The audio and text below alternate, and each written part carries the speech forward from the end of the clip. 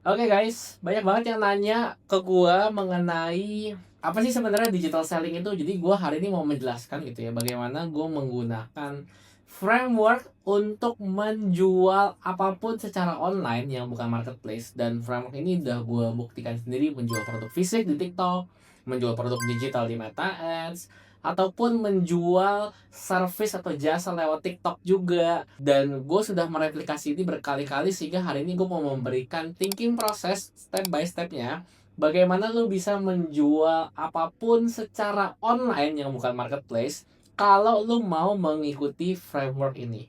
Dan biasanya kalau lo klik salah satu dari link gue mengenai konsultasi, jadi di situ gue ada membuat sebuah jasa konsultasi di mana sebuah brand bisa berkonsultasi sama gue, dan itu harganya adalah 15 juta per sesi, ya. Dan apa yang akan gue kasih tahu ke brand hari ini gue juga akan kasih tahu ke lu. Jadi siapkan diri lu seakan-akan lu sudah membayar gue 15 juta untuk per satu kali sesi ini, dan gue akan menjelaskan ke lu secara clear dan step by step bagaimana gue bisa membantu produk-produk bisa menjual dengan cepat lewat social media dan framework digital selling ini. Oke, kita coba sama-sama ya gali step by stepnya. Gue tuh ngeliat orang yang lagi ngiklan ini kelamaan nge-stuck di fase testing. Ciri-cirinya performa campaign-nya nggak stabil, masih kadang profit, kadang balik modal, bahkan lebih sering boncos nggak ada hasil.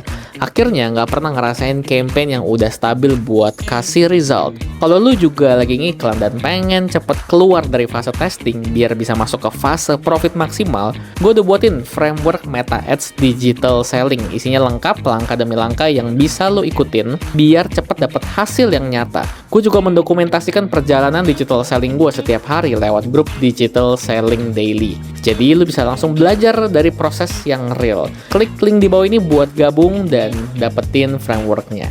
Jadi, hal pertama yang akan kita bedah ketika lu mau menjual sesuatu secara online itu adalah namanya positioning.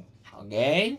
Nah, ini adalah satu hal penting yang benar-benar lu perlu dalamin. Jadi gue nggak ngomongin dulu mengenai oh mau jualan di mana, gue nggak ngomongin dulu mengenai kita mau punya budget marketing berapa, itu nanti. Oke? Tapi satu hal yang perlu kita diskusiin bareng adalah lu mau memposisikan produk lu di mata market itu seperti apa. Jadi untuk teman-teman yang mungkin baru masuk ke dunia marketing gitu ya, nggak ngerti atau bingung gitu ya dengan bahasa maksudnya positioning itu apa. Jadi tujuan dari positioning itu adalah membuat orang-orang yang tadinya gitu ya, nggak butuh menjadi butuh. Jadi gimana caranya? Apa itu teknik untuk membuat orang yang tadinya nggak butuh jadi butuh? Nah, lo perlu membuat yang namanya sebuah teknik ciptakan permintaan, atau gue bilangnya bahasa Inggrisnya demand ya. Jadi lo perlu menguasai cara untuk menciptakan permintaan ataupun demand. Nah, ada dua cara untuk membuat atau menciptakan permintaan ini. Jadi yang pertama adalah caranya ketika lo punya produk gitu ya. Tentunya lo punya banyak sekali fitur dalam produk lo. Gitu ya. Jadi ini fitur 1, ini fitur 2, ini fitur 3 dan seterusnya. Sebagai contoh, ketika gua menjual kelas AI gua di TikTok tanpa iklan sama sekali, gua menyentuh berbagai macam fitur dari kelas AI gue. Sebagai contoh gitu ya, oke, gua menawarkan kecepatannya. Jadi ketika lu belajar 9 jam, lu bisa untuk menguasai cara untuk membuat AI automation itu kecepatannya dari segi waktu. Atau gue bisa bilang bahwa kayak oh ini cocok untuk yang pemula yang bahkan non IT bisa masuk ke AI automation. Seperti gue menyentuh sisi untuk pemula, atau gue sentuh sebaliknya sisi untuk orang-orang IT. Jadi untuk orang-orang IT, untuk teman-teman IT yang sudah pernah bikin software house atau sudah mengerti database atau menarik data. Nah, ini ada cara untuk mempermudah nih gitu ya. Bagaimana kita bisa mulai enhance ilmu kita. Jadi fitur-fitur itu tuh lo perlu catat tuh gitu ya, perlu catat. Habis itu dijadiin sebuah konten ataupun iklan. Makanya yang namanya adalah problem mapping. Jadi berbagai macam fitur kita coba pecah dulu gitu ya. Ini cara yang pertama. Cara yang kedua itu bisa melalui membuat narasi baru gitu ya. Contoh di market itu sudah biasa banget menjual spidol seperti ini. Nah sekarang lu bilang, oke, kita ada hal baru nih gitu, kita pengen spidol ini juga berfungsi sebagai penghapus, karena misalnya penghapus suka hilang, penghapus di penghapus papan lu juga suka hilang, jadi kenapa nggak ada spidol yang belakangnya penghapus papan tulis gitu loh, sebagai contoh gitu. Jadi produk lu itu adalah bagian dari narasi baru itu sendiri, sehingga lu bisa menciptakan demand yang orang tadinya nggak butuh jadi merasa butuh. Jadi that's why positioning ini perlu kita bedah dulu di awal sebelum kita ngomongin mengenai kayak oke, kita mau jualan di mana. Oke? Nah, baru yang kedua, setelah kita udah tahu oh gua ada berbagai macam fitur dari produk gua, dan atau gue punya narasi baru yang mau gue bawain di produk ini yang gue yakin bisa membuat orang yang tadinya nggak butuh jadi butuh. Gitu ya. Yang kedua adalah baru kita ngomongin soal yang namanya traffic source atau asal dari trafficnya itu sendiri, atau asal dari calon pembeli kita mau datangin dari mana gitu ya. Ada 4 jenis traffic yang teman-teman bisa dapetin gitu ya. Yang pertama adalah dari organik tentunya. Organik ini teman-teman konten, atau teman-teman jago untuk bikin iklan dan juga konten iklan itu bisa. Atau teman-teman punya banyak affiliate atau KOL gitu ya. Itu juga bisa. Ini kita bilangnya online ya, online. Atau teman-teman punya kenalan offline, di sini aku bilang offline, ada sales ataupun distributor. Sales ataupun distributor. Kalau organik ini ada YouTube, seperti teman-teman nonton, ada TikTok, ada IG, ada Threads, jadi banyak banget ya. Nah, teman-teman silahkan pilih dulu traffic yang teman-teman mau pakai. Jadi kalau teman-teman menghantam semua traffic sekaligus, ini kurang efektif di awal ya. Karena kita butuh strategi lebih spesifik dan lebih kita yakin kita bisa menjual gitu ya. Makanya ini traffic source ini tergantung sama apa? Sama resource. Yang pertama itu sama si resource ini sendiri. Dan saran saya adalah pilih satu dulu. Oke? Maksudnya resource gimana? Gini. Kalau ternyata teman-teman adalah seseorang yang memang punya banyak kenalan affiliate dan KOL ketika mau launching produk, ya udah pakai dulu aja strategi affiliate dan juga KOL. Kalau teman-teman merasa, oh saya lebih jago bikin konten iklan, ya udah silahkan teman-teman bisa mulai dari konten iklan.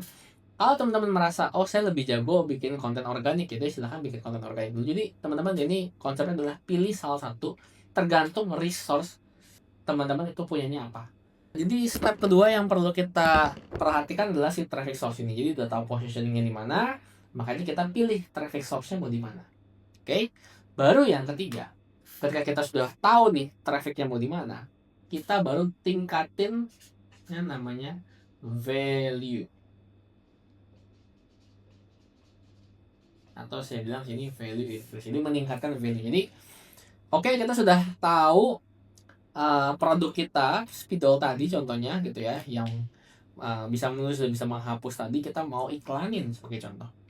Nggak mungkin kan kita cuma ngomong kayak oke guys, ini ada spidol, habis spidol ini bisa buat penghapus, jadi kalau mau teman-teman mau beli ya udah check out aja. Jadi kayak oke, ini maksudnya apa? Well, maksudnya apa gitu. That's why kita perlu rumus untuk value increase, meningkatkan value biar orang-orang lebih mau impulse buy atau lebih mau membeli secara langsung gitu ketika teman-teman konten sekali gitu loh, orang-orang langsung pengen beli. Nah, rumusnya ada di sini.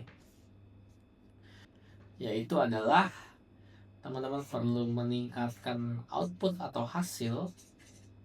Jadi sebenarnya hasil apa sih yang bisa didapat dari memakai spidol yang ada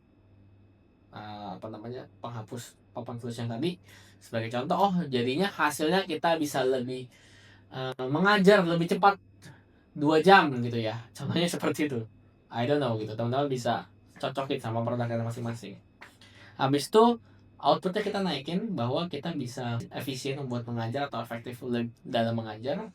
Habis itu di sini adalah time, waktunya kita turunin, dan di sini adalah resiko, dan di sini adalah effortnya mereka.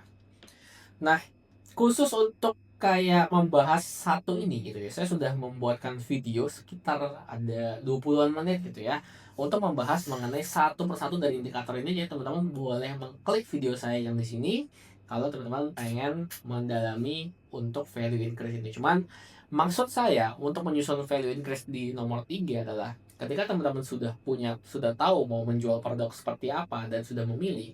Nah, teman-teman jangan cuman puas untuk kayak oke, saya langsung jualan aja, ngonten sesuka saya, sebisa saya, habis itu udah. Enggak, teman-teman. Ada seninya untuk membuat produk teman-teman lebih laku lagi, dan seni ini saya sebut sebagai yang namanya value increase. Makanya teman-teman perlu dalamin juga nomor 3 ini melalui video yang satu ini. Oke? Oke. Nah, setelah itu ketika orang sudah melihat produk teman-teman, jadi ini kan kita ngomongnya konten gitu ya, positioning konten, produknya apa, terus pilih mau trafficnya dari mana, dan value increase offering, cara membuat penawaran seperti apa. Nah, di sini nomor 4 kita membawa audiens kita kemana.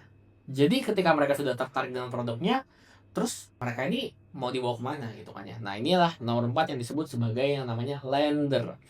Jadi lender ini ada 2 jenis. Lender ini tempat para customer yang sudah tertarik tersebut dengan positioning ataupun dengan offeringnya teman-teman gitu ya. Mereka tuh ke halaman apa. Nah, ada 2 jenis lender yang saya lihat yang lumayan populer dan juga saya gunakan. Yang pertama itu kita sebut sebagai namanya landing page. Gitu ya, landing page. Ini ya, teman-teman. Landing page. Jadi ini adalah sebuah halaman, satu halaman doang biasanya, yang menceritakan mengenai apa sih sebenarnya produk kita ini gitu. Jadi menceritakan lebih dalam, karena kalau cuma lewat konten kan paling cuma 30 detik, 40 detik gitu ya. Nah, di sini kita ceritakan lebih dalam. Anggap landing page ini seperti halaman teman-teman lagi pitching one on one dengan seseorang. Jadi landing page ini adalah tempat dimana kita tuh lagi pitching, lagi pengen jualan secara direct gitu ya ke orang yang benar-benar lagi baca gitu ya. Nah, ini yang pertama, landing page. Atau yang kedua, ada yang oke, saya bukan aliran landing page, saya nggak suka buat bikin landing page, saya langsung aja ke sosial media.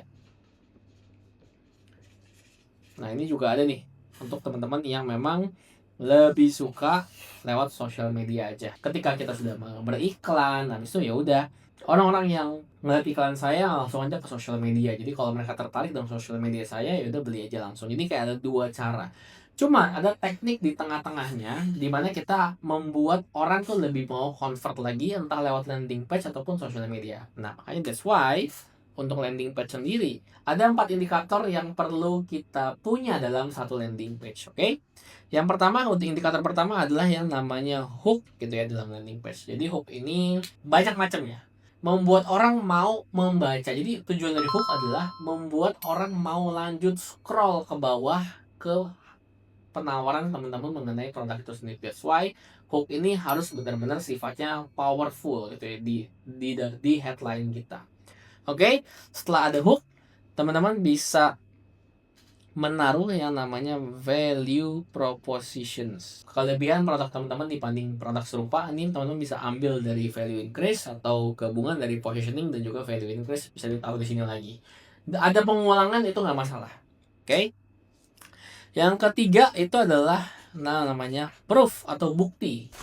Jadi apa testimoninya? Siapa yang sudah berhasil? Karena nggak ada orang yang bener-bener mau ambil resiko untuk menjadi customer pertama teman-teman. Ini kan benar-benar kayak sangat beresiko ya kalau teman-teman. Kalau ada orang yang mau beli produk teman-teman dan dia merasa kayak oke, apakah gue customer pertama? Kalau customer pertama berarti apakah gue kelinci percobaan gitu. Jadi kayak make sure orang yang sudah masuk ke landing page itu bukan orang yang satu-satunya yang mau beli gitu produk teman-teman. That's why kita butuh si kolom proof atau testimoni atau orang-orang sudah menggunakan produk dari teman-teman.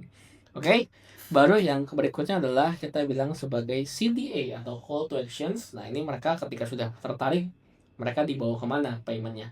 Apakah ke marketplace, ataukah ke WA, ataukah ke form? Jadi teman-teman yang tentuin sendiri ya. Yang penting ada 4 indikator ini. Untuk social media itu sendiri, pastiin teman-teman punya 3 indikator ini. Oke.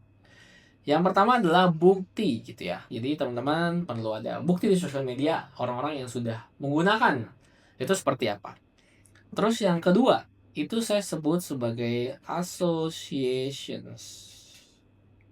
Maksudnya gimana associations? Jadi brand ini sudah digunakan oleh siapa aja? Apakah ada artis yang menggunakan, apakah ada KOL yang menggunakan? Jadi sebisa mungkin selain customer-customer yang sudah menggunakan, teman-teman perlu membuat asosiasi seperti misalkan gini, kayak kalau teman-teman ingin dianggap sebagai produk yang proven kalau saat ketika menjual skincare, tentunya teman-teman butuh bantuan apoteker ataupun dokter kulit atau dokter muka untuk menceritakan mengenai ingredientsnya teman-teman. That's why ini bedanya association dan juga proof. Kalau proof ini orang sudah menggunakan, kalau association adalah teman-teman mau brand teman-teman tuh dianggap seperti apa? Apakah trusted? Kalau trusted berarti lebih butuh banyak dokter atau apoteker yang mereview ingredients, atau teman-teman pengen dianggap sebagai lebih luxury. Kalau luxury berarti teman-teman butuh endorse orang-orang yang dianggap luxury di masyarakat. Jadi kayak association ini menjadi sangat penting untuk keputusan pembelian si customer itu sendiri. Yang ketiga, baru kita taruh lagi namanya value proposition. Jadi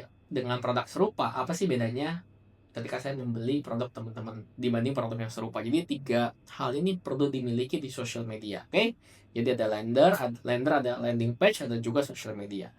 Nah, setelah sudah menjalani ini semua, teman-teman sudah punya positioning, teman-teman sudah bisa menjual, bikin konten ataupun bikin iklan ataupun affiliate ataupun sales, kita tambahin, kita boost gitu ya, kita boost dengan value increase, orang-orang yang tertarik itu tahu mau belinya lewat mana.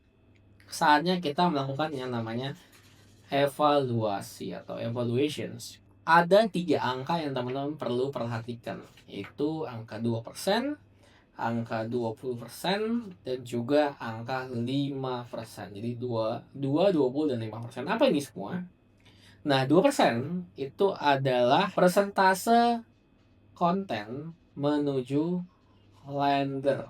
Ketika teman-teman sudah membuat konten di bagian atas ini, berapa persen nih yang memutuskan untuk ke lender sini? Nah, angka yang salah adalah 2%. Nah, kemudian dari lender memutuskan untuk check out itu adalah 20%. Jadi ketika mereka sudah tertarik ke landing page ataupun ke social media, sehatnya adalah orang yang sudah melihat ke landing page ini 20%-nya check out, itu sehatnya. Artinya, kita bisa bilang juga persentase lender ke paid atau purchase itu adalah 5%. Jadi orang yang sudah melihat landing page ini atau melihat sosial media ini dan memutuskan untuk beli itu sebanyak 5%. Jadi kalau ada 100 orang yang ngelihat, at least 5-nya beli. Nah, ketika teman-teman bisa ngelock 3 angka ini sudah diindikatorkan sebagai sehat. Oke? Nah, kalau angkanya ternyata belum nyampe di sini, berarti ada yang salah di, kalau berarti yang pertama ini kontennya kurang menarik, offeringnya atau positioningnya salah, percentage lender yang belum 20%, ke check out berarti ini di bagian sininya ada yang masih belum beres, gitu, bagian hooknya mungkin, atau value proposition, atau buktinya mungkin. Dan kalau dari persentase lender ke bayar itu nggak nyampe 5%, berarti ada juga yang salah di sini, ataupun sistem pembayarannya mungkin sulit pembayarannya, mungkin lama nih kalau mau bayar, yang balas lama gitu, nggak ada follow up. Nah, ini juga bisa nih. Nah, kemudian ketika teman-teman sudah mengalami, oke, saya sudah sehat nih, saya udah mentok nih, gimana nih? Teman-teman tugasnya sekarang adalah max out dan juga move, atau saya bisa bilang sebagai scale gitu ya. Teman-teman maksimalin budget yang teman-teman bisa spending dari satu rangkaian ini. Kemudian teman-teman bisa move atau scale dengan 2 tipe. Tipe pertama adalah teman-teman memilih untuk men-scale dari segi traffic. Tadi kita baru ngomongin satu gitu ya, kita baru ngomongin ads katakanlah. Oh, saya kalau gitu mau deh trafficnya saya mau nambahin, nggak cuma ads doang, saya sekarang mau pakai KOL atau affiliate. Boleh, berarti kita positioning, masukin lagi ke affiliate, value increase lagi, masukin ke lender. Terus, oh, saya udah beres nih affiliate atau KOL, boleh, berarti kita mulai masuk ke sales atau ke distributor offline. Kita mulai positioning, kita taruh di toko, cosign itu juga bisa, kasih penawaran gitu ya, kasih banner. Habis itu ya udah, mereka berarti kalau ini purchase-nya di kasir gitu. Jadi kayak teman-teman banyak banget yang bisa dimaksimalin dari segi trafficnya itu sendiri.